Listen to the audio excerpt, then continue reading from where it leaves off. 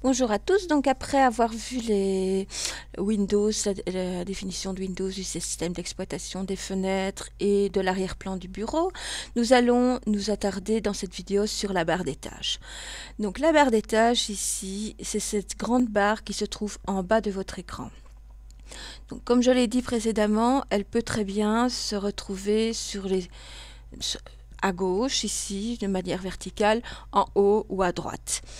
Donc qu'avons-nous dans cette barre des tâches? Donc non seulement elle permet de visualiser tous les programmes qui sont en cours, donc ici je sais que j'ai l'explorateur Windows parce qu'on voit un petit trait bleu ici sous le programme, donc sous la bibliothèque ici. Sous Firefox, donc il y a ce trait bleu aussi, c'est ouvert. Tous les autres, ce sont des programmes que j'ai épinglés à la barre des tâches mais qui ne sont pas ouverts.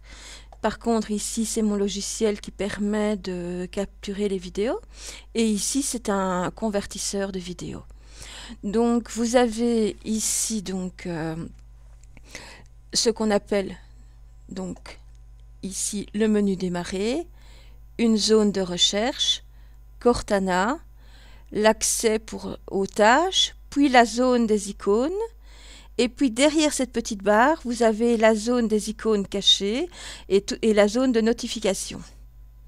Voilà, ça c'est en gros les points essentiels. Donc le menu démarrer, c'est quoi? Vous le démarrez simplement, c'est pour démarrer. Donc ça veut dire démarrer, éteindre son PC, mais aussi démarrer différents programmes. Donc si par exemple vous avez, je vais par exemple effacer tous les éléments du bureau. Vous voyez, ma barre de tâches reste. Je peux accéder à mes programmes via le menu démarrer. Donc dans ce menu démarrer, vous avez le bouton de démarrage. Si vous avez un petit point orange dessus, c'est qu'il y a une mise à jour Windows qui doit se faire et qui va nécessiter le redémarrage de votre ordinateur. Donc faites bien attention. Vous avez les paramètres, puis vous avez l'accès directement aux images et aux documents. Et ici, c'est votre session. Il peut arriver qu'il y ait plusieurs sessions qui soient ouvertes sur un même ordinateur. À côté de ceci, donc si je vais simplement avec ma souris légèrement à droite, j'ai ce qu'on appelle les tuiles. Donc toutes ces tuiles, ce sont tous les programmes qui sont sur l'ordinateur. Donc vous voyez, j'ai une petite barre de défilement. Elle me permet d'y accéder autrement. Alors les plus populaires, c'est-à-dire pas les plus populaires en général, mais c'est eux que j'utilise le plus souvent. Vous voyez, vous avez Firefox, l'explorateur de fichiers, LibreOffice, Adobe Acrobat Reader pour les PDF, AnyDesk pour l'intervention en ligne et le programme de prise de vidéo. Donc, et sinon, tous les autres sont classés par ordre alphabétique. Donc, vous voyez, alors il y en a que vous avez installés et il y en a d'autres qui existent déjà. Bon, moi Sport, ça m'intéresse pas, Spotify non plus. Et vous voyez, il est installé au départ. Donc voilà. Ça, c'est des programmes qui sont inhérents à Windows, qui vous suggèrent, vous les utilisez ou vous les utilisez pas, mais ils sont là. À côté de ça, vous avez un écran qui ressemble un peu à celui de Windows 8, où vous avez des suggestions de Windows. Sincèrement, moi je ne travaille jamais comme ceci, j'ai plutôt l'ancienne méthode, un peu habituée à XP, Windows 7, etc. Je travaille plus facilement sur le bureau. Donc voilà. Mais vous pouvez travailler directement d'ici, en lançant, vous cliquez simplement, si je vais, bon, Firefox est déjà ouvert, mais je vais ouvrir LibreOffice Writer, vous voyez, je le lance, il va démarrer naturellement.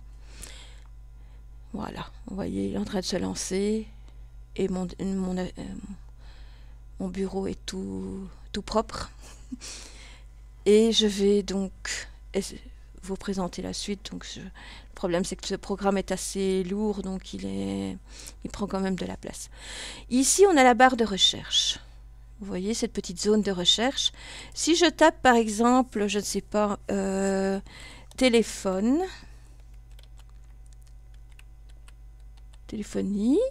regardez, il m'a trouvé un dossier qui s'appelle téléphonie et qui est sur le bureau. Desktop, c'est le bureau.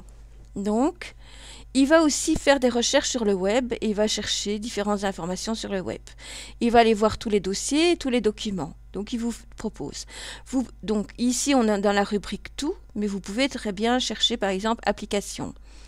Et là, vous voyez, il va demander à la Microsoft Store, la Windows Store, d'aller rechercher une application pour le mode téléphonie. J'ai mis sans E. Et vous allez avoir tous vos documents ici. Et sur le web, il va chercher, etc. Donc ça, c'est une façon de rechercher aussi directement sur la barre des tâches. Donc, je vais faire OK. Ici, je vais sur Cortana, donc je vais réduire ici. J'ai Cortana, c'est un cercle ici. Si je l'affiche ici, vous voyez, moi, il va me dire qu'il n'est pas encore opérationnel pour eux. Voilà, il n'est pas disponible dans votre région. Alors Cortana, ça peut être intéressant pour si vous voulez faire des recherches directement avec la voix. Il va vous mettre les notifications, vous pouvez gérer votre agenda, vous pouvez tout gérer avec. Mais attention avec la voix, le jour où vous avez une extinction de voix, il y a de fortes chances que vous ayez des soucis pour pouvoir l'utiliser. Donc c'est la même chose avec les mots de donc les identifications de sécurité avec la voix, ça peut poser des soucis. À côté de cela, donc voilà, nous avons ici un affichage des tâches, c'est l'accès pour les tâches. Donc si je clique dessus, vous voyez, c'est tous les programmes qui sont ouverts. Toutes les fenêtres vont s'afficher ici. Alors, je peux créer des nouveaux bureaux. Quel est l'intérêt de créer des nouveaux bureaux? Donc, il va garder toujours l'image d'arrière-plan, mais je pourrais très bien créer, par exemple, un bureau spécial pour tout ce qui est vidéo, un bureau spécial pour tout ce qui est retouche photo, un bureau spécial pour le jeu, pour peu importe tout ce que vous voulez pour votre usage. Donc ça, c'est une chose. Et si je reviens, donc vous voyez, je reclique ici, je reviens sur mon bureau de départ. Donc ici, j'ai toutes mes icônes des programmes qui sont ouverts ou que j'ai épinglés. Alors, comment on peut épingler un programme dans la barre des tâches? Vous avez soit, vous le prenez ici, si je fais affichage, afficher les éléments du bureau. Je vais prendre par exemple XNView, je le glisse comme ceci. Voilà, il n'est pas ouvert, mais il est épinglé directement. Ou une autre façon, vous accédez par le menu démarrer et je vais prendre par exemple Acrobat Reader. Je fais un clic de droite. Donc, clic de droite. Vous pouvez l'épingler au menu démarrer pour qu'il soit ici. Ou alors plus, vous allez épingler à la barre des tâches et vous l'avez ici. Pour le retirer, vous faites un clic de droite sur l'icône et vous faites détacher de la barre des tâches. Détacher de la barre des tâches. Alors dans cette zone, en général, on épingle les programmes que l'on utilise le plus souvent. Ou alors, moi ce que j'ai décidé, c'est par exemple, il y a des programmes que je veux voir qu'ils existent, qui sont là, mais je ne les ai pas sur mon bureau, par des raccourcis. C'est une autre façon de faire, c'est votre propre organisation, et le tout c'est que vous vous y retrouviez. La petite flèche ici permet d'accéder aux programmes qui sont en arrière-plan de votre PC. C'est-à-dire qu'il y a des programmes qui travaillent mais que vous ne voyez pas travailler. Un exemple, l'antivirus. Vous savez qu'il va travailler, mais il a intérêt à travailler d'ailleurs, mais il ne va pas être ouvert tout le temps, vous n'allez pas vous surveiller votre antivirus à tout moment. Vous avez d'autres programmes, donc en cliquant dessus, vous voyez ici c'est l'antivirus Windows, il m'a mis un signal d'alerte qu'il faudra que j'aille voir, et là vous avez ici, je sais que j'ai une clé USB qui est introduite, il va me permettre de l'éjecter. Vous pouvez travailler sur tout ce qui est audio ici, vous avez Java. Alors ici, on a TeamViewer, AnyDesk, donc ce sont des programmes qui permettent la prise à distance de PC pour l'aide à distance, etc. Vous avez Skype qui se met et Teams qui se met ici parce que ce sont des programmes de Windows et qui décident de les laisser toujours en arrière-plan. Ce qui est un peu ennuyant, il faut souvent les désactiver. À côté de ceci, vous avez, donc ici pour Skype, vous voyez, démarrer une réunion. Vous avez l'accès au réseau. Donc, quand vous avez cet ordinateur avec une petite fiche, ça veut dire que vous êtes connecté par voie filaire. Sinon, vous auriez le Wi-Fi qui va s'afficher. Donc ça, vous aurez un cours spécifique où je vous expliquerai. Donc ça fait un peu comme un entonnoir avec des petites barres arrondies, comme des petits arceaux. Et alors, vous verrez les réseaux sur lesquels vous êtes connecté, si vous êtes connecté en Wi-Fi ou en filaire. Et dans mon cas, c'est en filaire. Vous avez le son ici. Alors, vous mettez plus haut, plus bas. Je vais le laisser à 100, puisque je suis en train de faire un enregistrement. Et puis ici, j'ai un autre programme qui me permet de faire des mises à jour, des backups via le Google Drive. J'ai ce qu'on a déjà vu par le clavier. Vous voyez, j'ai bien un clavier français belge. Donc, voilà. Vous pouvez voir ici le type de clavier que vous avez et le changer ici. Puis nous avons une icône qui est très intéressante. C'est celle de l'heure. Vous avez le jour, l'heure. Vous avez ici le jour qui est affiché. Puis vous pouvez très bien créer un événement. Voilà. Et à côté, vous avez le centre de notification.